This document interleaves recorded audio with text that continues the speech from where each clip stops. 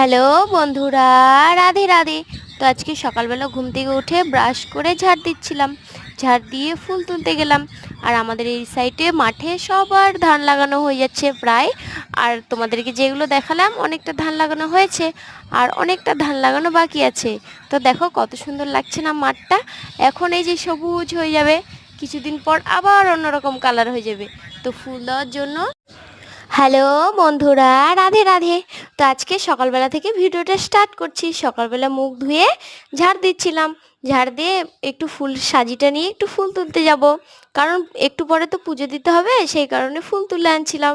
আর আমাদের এদিকে দেখো মাঠে সব ধান লাগানো হয়ে গেছে, আর অনেকটা ধান লাগানো বাকি আছে, কারো কারো হয়েছে। দেখো কত সুন্দর লাগছে না। এখন গোটায় সবুজ হয়ে যাবে, আর কিছুদিন পর আবার অন্যরকম কালার হয়ে যাবে।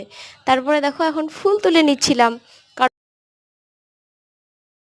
গাছে কত ফুল ফুটেছে, অনেক ফুল, যা পুজো দিয়ে শেষ করা যাবে না।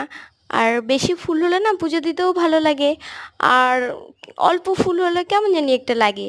সেই কারণে অনেক ফুল ফুটেছিল তো, আর আমি বেশি বেশি করে ফুল তুলছিলাম, যাতে অনেক অনেক দিয়ে পুজো করা যায়।